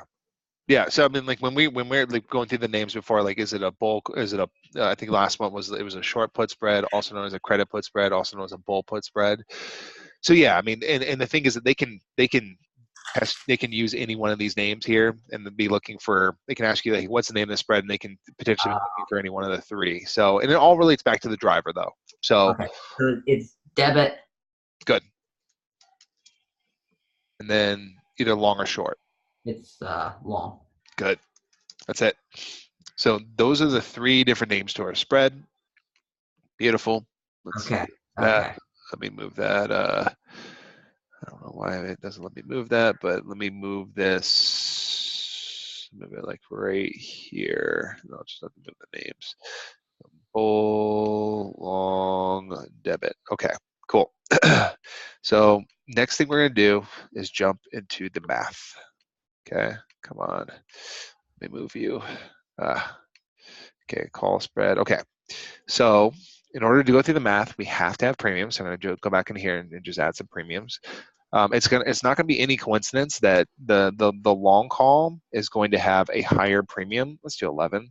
The long call is going to have a higher premium than than the short call, just because it's if you almost think about like the 2 together, the long call gives someone the right to buy at 80. And even like that's us in this example. Even though we're short that 90 call, that 90 call gives someone the right to buy at 90. Just if you think about it, just the right to buy at a lower price is always the more valuable of the 2, right? So let's see if I can, whatever. So 11, let's say that this is 4. No coincidence that the long side is more valuable than the short side because there's a lower strike price between the 2. Okay. So what I'm going to do is I'm going to walk us through max gain, max loss, break even. I'm going to walk us through that. Do max gain, max loss, and then break even. I'm going to walk us through the 3 here. And then we'll go through 3 other examples where I have you kind of take the driver's seat, but I'm going to walk you through my system first. Okay. Okay. Let me move this again. I'm going to move this up here just because I need some room on the side. Okay. So max loss, max gain, break even. And then on the right-hand side over here, I'm going to put, how to solve a spread math question. A math-based spread question. There you go. Okay. This is the 4-step system I was talking about, and I think this will be a good thing for you to. I might have to watch this video again, but let's go through the 4 steps. So step number 1. So you don't always have to go through all 4 steps. Sometimes the first step will answer the question you're looking for, but yeah. So step number 1 is that we're going to net our premiums. Okay. So what I mean by that is that we're going to look at the difference between the 3 premiums. Okay. We bought at 11, we sold at 4. So we have a $7 debit. DB for debit. Okay, $7 debit. You know, it's no mistake that we start out with a debit, and yeah, this is a debit call spread. No mistake. Okay, it works on purpose. Now, the first step will sometimes answer the question for you, depending on what the question is. here's the deal with your net premium. Um, if it's a debit, that's your max loss. If it's a credit, that's your max gain. So in this question here, if we were looking at this question and they asked us, hey, what's the maximum loss? We already have the answer, $700. Okay, just have to multiply the net premium times 100. Okay, that's it. Does that make sense so far? We bought for 11 and we sold for 4. Yeah. Okay. We're in the $7. We're in the whole $700, right? Well, and again, I even talked through the strategy at the end of this. I'll kind of walk you through. I'll build a visual that I think will help a little bit with understanding what the heck it is going on with this. But yeah, that's it. So good. Step number two for us, and step number 2 is the only one that's not going to do anything for us, but we're going to net our strike prices, which all we need to do is just find the difference between the two strike prices. That's it. We're not doing anything crazy. Just find the difference between the two. So if we're doing that again, we're going to take the difference between 80 and 90. The difference there would be 10. Okay? Nothing crazy. Step number 3, is we're going to take our net premium. I'm sorry, not our net premium. Net strike price minus our net premium. And what I mean by that is we're just taking whatever the difference is between the net strike price, which will, the difference between the strike prices will always be bigger than the net premium. So just 10 minus 7. That's all we're doing there. Let me use a different color here. Okay, so 10 minus 7. 10 minus 7 is 3. Okay. Whenever we do this, whenever we take the difference between the two, I never know a good way to put this, but the answer, whatever the answer we get, which in our example here was 3, is the other max. Meaning, it's whatever the other, like if we figure out max loss up front like we did, then this answer here gives us the max gain. Our maximum gain here is $300. If we found the maximum gain up front, then this answer here would give us the maximum loss. So whatever is step number 3, whatever we do during step number 3 is going to give us whatever the other max gain or max loss is that we haven't figured out up front. I'm going to pause there and see if you have any questions about that. Makes sense. Okay, cool. Feel good about that? Yeah. Okay, cool. All right. Last step is break even. So really, I call it a 4-step system, but the only time you really need to do all 4 steps is if they ask you break even. If they ask you max gain and max loss, it's either a 1-step or a 3-step question. That's it. So if we get back here, we're going to ask what's step number 4. To be honest, step number 4 is probably the one that makes the least sense, or like it's the most difficult one, but only for break even. But to find the break even, okay, and this is you approach it 2 different ways depending on if you're dealing with a call or put spread. If it's a call spread, you add the net premium to low strike. Make that a little bit bigger. There we go.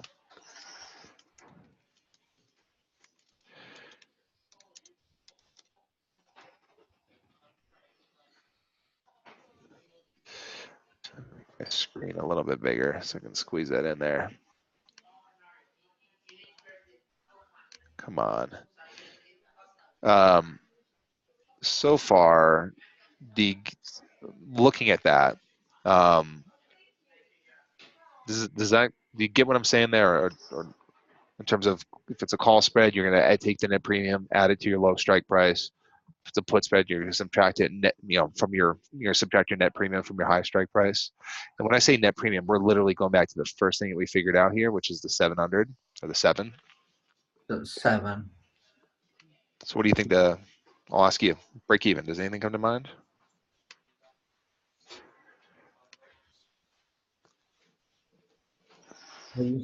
So this is a call spread. Mm-hmm. As you said, we add 7 to the low strike price is 80. 87. Beautiful. So 87 is a break even. Perfect. You got it. Okay. So let me give you a visual for what the heck is actually going on here. And I think that this is the behind, we're about to go through the behind the scenes and like why someone would do something like this. Let me move that over. Try to move these over a little bit. So why would someone do this? I mean, ultimately, if you look back at the top right, this strategy is a bullish strategy. This is a customer that's bullish on the market. They think the market's going to go up. Okay, this is just kind of a complicated way of making money when the market goes up, but ultimately this is for the customer that expects the market to go up. Easy enough. Okay, so let me give you a visual here. I think this is going to look somewhat similar to what we had before with the straddle. It's just going to kind of look backwards. So I'm going to put the solid lines whenever I draw something like this. The solid lines are always representative of the strike prices. So let me put these in here. Boom, boom, boom, boom. And I'll just have to straighten that out. Give me a second.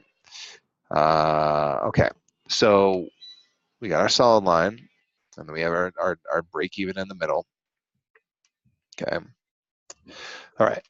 So I'm going to put we have our strike price of 80 and 90. I'm going to put 80 on the bottom and then 90 on the top. Okay, cool. So, and we actually, because we know break even, I'm going to put break even. We know break even is 87. Okay, cool. So let's think about this. Below 80, if the market goes below 80, something's going to happen to both options. Let's think about that for a second. If the market goes below 80, something's going to happen to both options at the same time. Does anything come to mind? And and by the way, I would think in the money, out the money on this one. Sorry for the clue, but yeah. If it goes below 80, you said? Yeah, if we're stay below 80, say market goes to like 70 or 60. The long call is out of the money. Mm-hmm.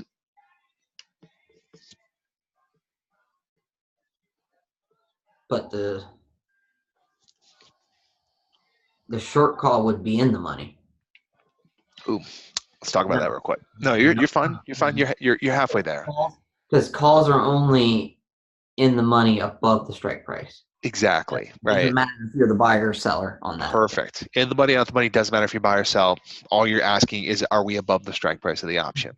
Right, in terms of the market price. Ultimately, in the money, out the money is all it's going to tell you is whether or not the option is going to be exercised. And the thing is, if the market price is below 80, then both options are out of the money, below 80, okay, and both expire worthless.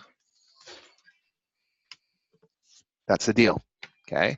Now, if we think about it, if both options are out of the money and both expire worthless, then if we just go back to we're basically stuck with whatever we started with, right?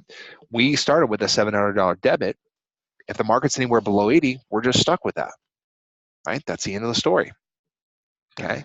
That's why this customer here does not want the market to go down, because if it stays anywhere below 80, they're just stuck with their $700 premium and that's it. Okay. Now, if the market starts going up, if the market starts going up above, I'm going to put a bunch of pluses here. If it starts going up above 80, then that long call goes in the money. And sure enough, the further it goes above 80, the more money it makes. And it's no coincidence that once that it goes 7 points above 80, get to 87, 7 points above 80, we have now made $700 on that long call, and that will offset the $700 premium, that net premium that we started with, right? So it's almost like, if you're looking at it, it's almost like with this option here, the loss area is going to be below 87. Anything below 87, we're going to be losing some kind of money. And once it goes above 87, we're going to be gaining. Okay? That long call is really going to make money all the way into infinity. Perfect. The problem we run into, though, is that when the market goes above 80, or I'm sorry, above 90, that short call goes in the money, which is not good. Sorry, were you going to say something? Yeah, and then that's going to be exercised. That's going to be exercise, right? Now, at that point in time, it's, we never want the market to go up with a short call, but the thing is that we have two options here that are going to start offsetting each other. For every dollar you gain on the long option, you start losing a dollar on the short option. Okay, so above 80, I'm sorry, above 90, both options are in the money and both exercise. Okay, which, to be honest, it doesn't really matter to the customer at that point in time. Once the market, they just want the market to essentially go to 90, and if it goes further, then they really don't care, because you have offsetting gains and losses at that point in time. Okay.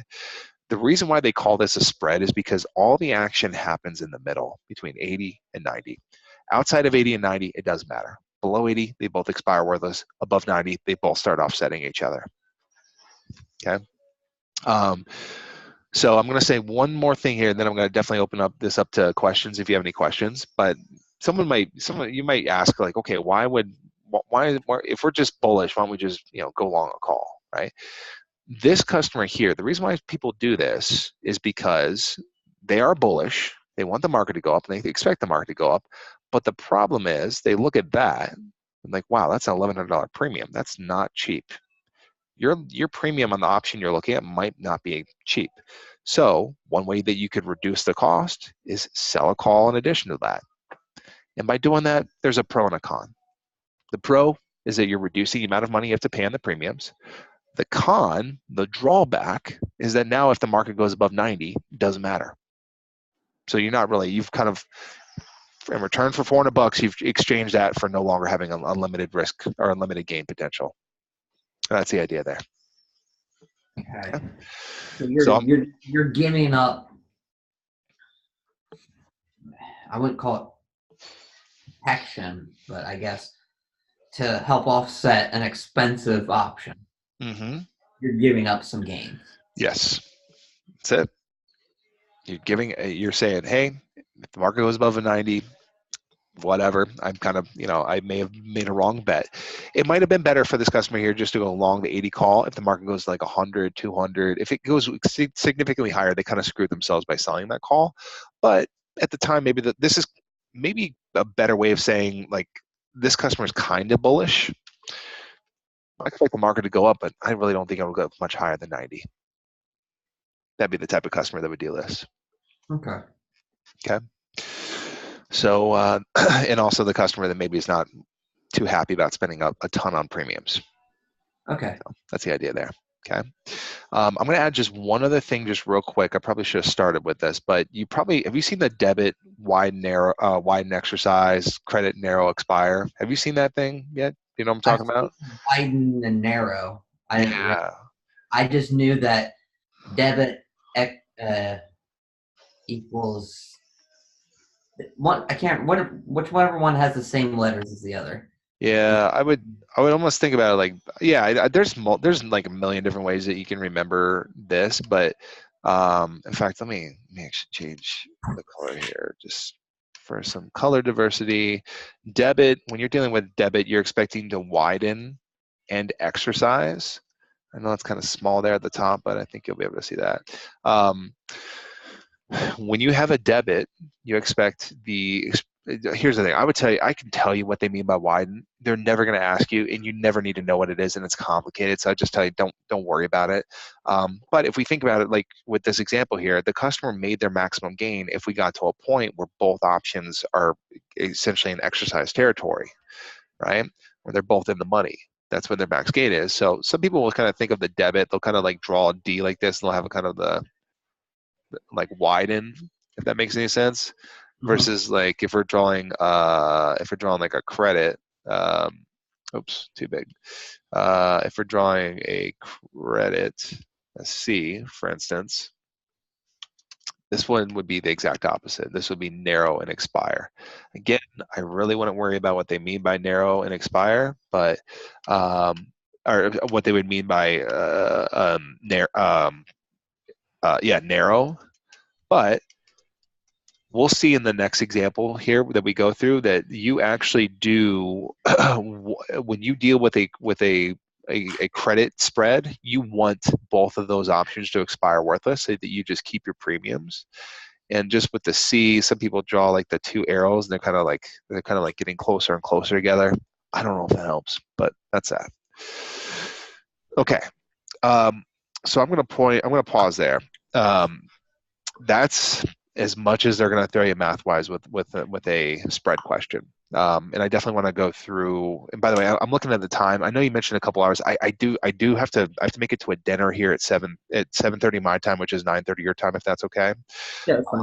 So I think I have time maybe for one more in-depth example, maybe two if we're lucky. But and we'll go through a short example here, and we'll probably want to do a put just to make sure we cover puts too. But before we get there, any questions about where we are right now? No, this is just something that I'll just have to memorize it. Okay, cool. So I'm going to get rid of a lot of stuff on the screen, but I'm going to keep some of it. Let me do boom, boom, boom. Get rid of that. Get rid of the prices here. And we'll get in here and we'll switch out the numbers. All right, cool.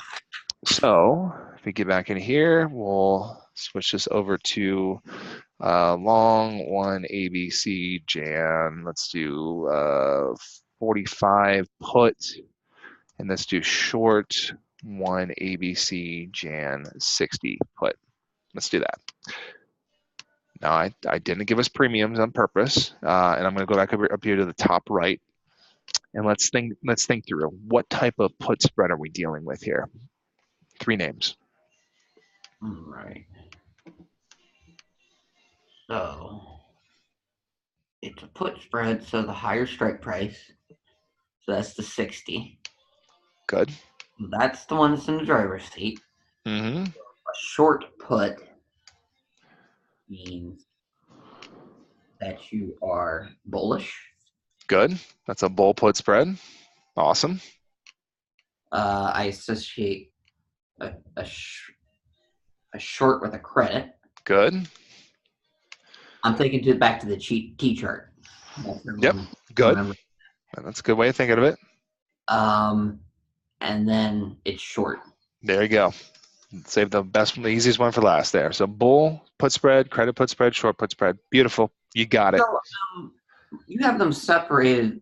They could call them either one of those things. Any one of those things, like any one of those 3 names are legitimate good names that they can call them. Like they can ask you what they can do it one of a couple ways. They can either give you a strategy and just say, hey, what is this? And they would be one of those 3 names, or they can say, hey, they could say which of the following strategies is a credit put spread, or a short put spread, or a bull put spread. 100%. So, but there's no one that's better than the other. They're all 3 interchangeable. Okay. Cool. So let me get back here and let me assign premiums, and it's not going to be any coincidence that the one with the higher strike price, or the one with the higher strike price is also going to have the higher premium between the 2. So let's do this at I don't know. Let's do it at 17.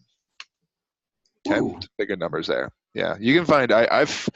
It's kind of hard to find the options out there that actually, no, it's not that hard. You just have to move. You have to find an option that's pretty deep in the money. So I would expect with the option premium of 17, maybe the market price is somewhere close to it's going to be in the mid 40s probably if we're thinking real world, but possible.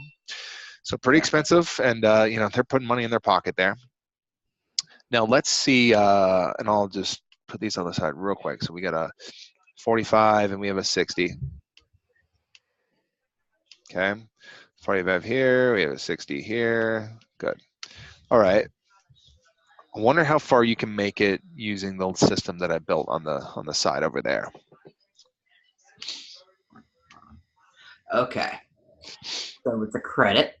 So we need to net the premiums. Mm-hmm. So we spent 16, but we took in. No, we spent 6, but we took in 17. Mm-hmm. So that means 11.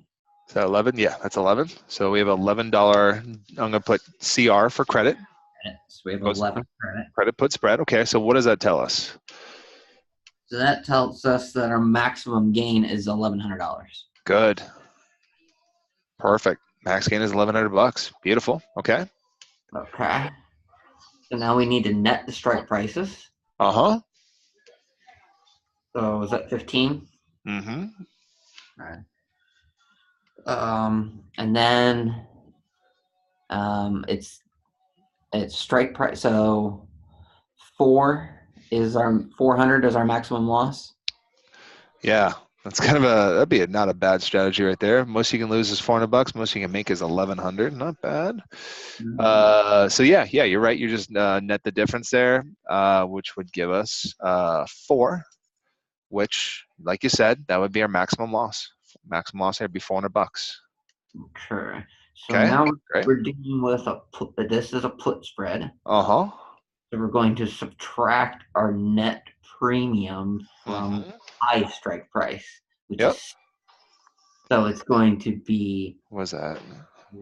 50, 40, 49. 49. Beautiful. That's it, man. Look at that. In your first try, you made them all. Awesome. It's a pretty good system. Yeah, it's easy, man. I mean, it's some people get Memorize. overwhelmed a little bit by it, but I promise you, if sometimes you're going to have to probably rely on your notes a few times, but if you, given the fact that you're going to go through, and we'll talk about this before I leave here, but basically, what my recommendation to you between now and when you test next week is just see as many questions as you can over and over and over, and you're going to see there are going to be a lot of spread questions on your simulated exams, and by the time you get to the test, that you probably won't even need to write this down. It'll be ingrained in your head if you do it enough. So, Okay. yeah. Um, I'll talk through, they usually don't talk a ton about strategy or suitability with spreads, but I'll talk through it again with you just to, because these questions I think pop up once in a blue moon. I think it is important to understand the why. If you can name the spread, you can usually figure out what the client's trying to do. This client's bullish, right? They're just being bullish in a very unique way. So if we think about it, let's just start towards the top. If the market is above 60, let's ask ourselves, okay, market's above 60. Um, what's the deal with both options in terms of in the money, out the money? Okay. So, well, the long above 60, Mm-hmm. If it's above, let's say where market price goes to 70. they're out of the money. Good. Is our Both put. both options are out of the money, and both, if it stays up there, both expire. Right? Now, if they both expire, then just the customer's stuck with whatever they started with, which is their $1,100. That is why they're bullish in this example here, because if they want both options to expire worthless, 1,100 bucks is kept. Beautiful, right? And it doesn't matter to them if it's 61 or 1,000. It doesn't matter. Just stay above 60, and both options expire worthless, and they keep their 1,100 bucks, and that's why they're bullish. Okay. The problem they run into is that when the market goes below 60, one of the options goes in the money when the market goes below 60. Which one? When it goes below 60. Yeah, one of those go in the money. Yeah, the short Well, side, right? Is that what you said? yeah. Yeah, the short side goes in the money, which is not good, right? When you sell an option, you want to avoid your short options going in the money. So if the short side goes in the money, you're going to be losing money essentially all the way down to zero, right? Um, the good thing though is that when we hit 45, now that long call goes in the money. So when the Mhm. long call goes in the money, hey, solid, right? That long call now saves us, and they start offsetting each other. Okay. Okay, so if you think about them at that point in time, when we go below here, anything below 45, both options are in the money. Oops, both options are in the money, and both exercise. And if we go back up to the top of this top right of the screen with the debit credit stuff, right? This is a credit. We know we were thinking narrow, which don't worry about what that even means, but we wanted both options to expire, right? When they get down to 45, when it starts falling and and either one of them or both of them start thinking about exercising, that's when we're in loss territory. And if we're visualizing the gains and losses, the gains for us would be if the market's anywhere above 49, right? If the market drops to 49, that short puts in the money by 11 points, which loses the customer $1,100 and just wipes out the credit they started with. If they go anywhere below that, that's when they're in the loss territory. Now this option strategy, like real world, this probably would never happen. A max gain of 1100, max loss of 400, but I guess it's possible. And that's the idea there. This customer here is bullish, just in a very unique way. Okay. Okay. Cool. And that's your spread. Cool. Let me Yep. add one more thing. Yeah, I really don't think this would be terribly important to know, but you might ask yourself, okay, this customer is bullish. Why would they do this? This customer is bullish, but if they were super bullish and they were very confident the market was going to stay above 60, they just would have sold the put. That would have put $1,700 in their pocket, right? Now, they bought that long call as insurance. Hey, just in case the market drops, if it goes below 45 and I start bleeding a lot of money, at that point in time, anything below 45, and now my gains and losses start offsetting each other. So this customer is kind of bullish. They're like, yeah, I think it's going to stay above 60, but I'm worried it might not. That's why they bought the call. That's the only reason why they bought the call, is to save themselves if it goes down too low. Okay. Okay, cool. You know what? We might not have time for another. We might not have time for another like in-depth one like that, going through the why. But I'm curious. Let's maybe I bet you we can make it do maybe one more where we name it and one more where we do the math. If you think we can do that. Okay. Does that work for you? Yeah. Yeah, let's do that. So let me get in here and let me just erase it. I'll just erase this entire thing here. Give me a second. Get rid of all this. Boom, boom, boom, boom, boom, boom. Okay. So just because I know puts are a little bit trickier, I'm gonna stick with puts, but I'm gonna restructure it. Say that we're long one ABC Jan. Let's just say 70 put at let's say it's 9, and then we're short one ABC Jan 60 put at like, let's do 4. Okay. We have Um, premium. yeah, I gave you the premiums, but let's go. Like, what's the name of this put spread? Sometimes So, I'll give you premiums. Yeah. we've got the premium. So that tells Uh-huh. us the driver is the long. Yep. If you're long, you're bullish. So it's I'll put long here. Think about a long put. Are you bullish or bearish? Huh? Oh, because of the long put. Mm-hmm. Oh shit. Yeah, okay. I got it. Was going to Yeah. trying to. All Okay. good. All good. Long put. It's bear. Uh-huh. Yeah. And there's one other name we'll give this. Um. Um. Long put. Is that debit? Awesome. Debit put spread. Right. I mean, we can also. I mean, I know you'll run through the math here and you'll see it. Right. So let's see if we can run through the math real quick. Okay. So it's a debit. So our maximum loss is going to be our premium, net or premium. Right. So is that a $5 debit? Yeah. Okay. So we have a maximum loss of 500 buckaroos. Good. So now we need to net the strike prices. So that's 10. Good. Then strike prices, we get 10. And this is a debit call spread. Good. No, this is a debit. Or debit put. Yeah. You said it right. Debit put spread, right? Debit put spread. Uh-huh. So that means we need to subtract the net premium from the high strike price. So that is 70 minus 5, so that's 65. Yeah, maybe not the best numbers to use here, but because the max gain is the same as the maximum loss, both are 500 bucks. The break even here would be right in the middle, 65. Perfect. You got it, man. I think you got this whole spread system down, man. And these max gain, max loss, break even. These show up all over the exam. If you're asking me probably the majority of your spread questions are going to be max gain, max loss, break even, and naming a spread. And ultimately, if you can name the spread, which it sounded like you were getting better and better at, if you can name the spread, you can always know what the suitability is on the option strategy. This customer here is bearish. They hope the market goes down, and really they hope the market goes down because, and I'll just talk about this without putting the visual, but they hope the market goes down below 70. The more that goes down below 70, the more that long put makes. It just happens to be that short put goes in the money below 60, and they start offsetting each other at that point in time. So this is a customer that's bearish, but wanted to save some money on the premium, so they sold the short put. That's it. But ultimately, they're bearish, and that's usually all the test cares about. They don't care about all the ins and outs or the why behind all this stuff. But yeah, those are spreads in a nutshell, man. Sound like you're catching up on catching on to them. So I awesome. think the debit part's going to probably be the debit credit might be the little complicated thing. Yeah, it's just going to take time. And I think this is, I definitely want to save just a few minutes to talk about kind of what your strategy was as we approach the 7 next week.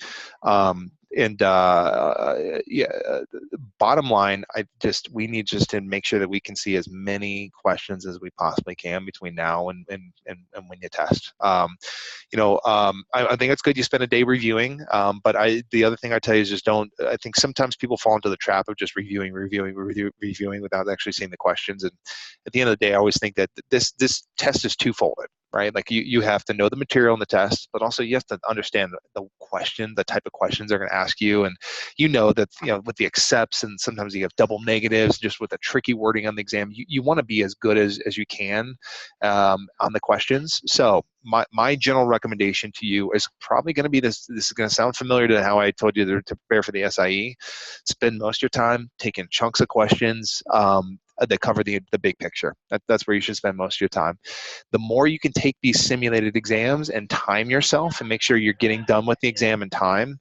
And God, I used to after the 7 changed, I keep forgetting how much time you have on the test. I think you have a fair amount of time on the Series 7 though. It's Three like, and a half hours is to that how do much it is?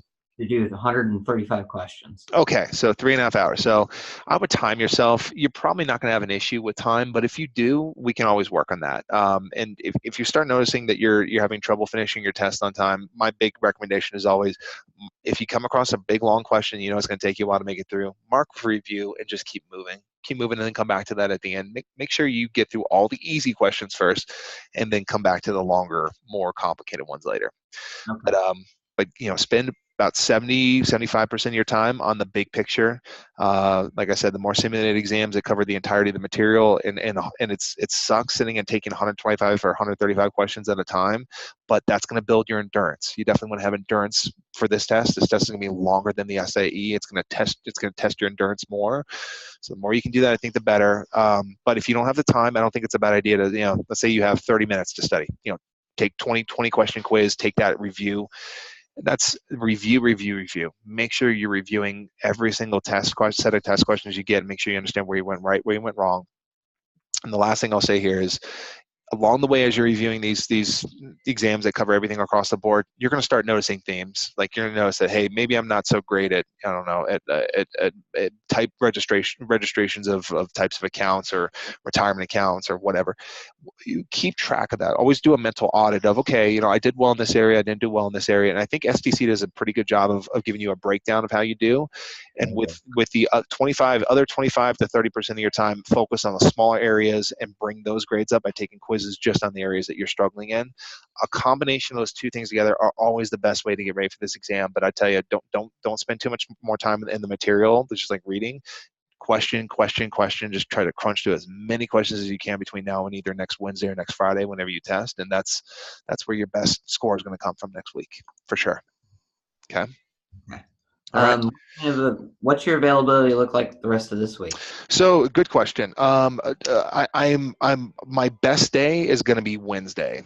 Do you have any availability? I can Thursday, Friday, Saturday question mark. I'm changing hotels and I don't know what the new situation is going to be, and I'm told the Wi-Fi connection is not great there. Just kind of, it was a rumor from someone who's going with me on this trip here. So I don't know. I don't know about my availability Thursday onward, but Wednesday I'll be wide open in the afternoon if you want to work together.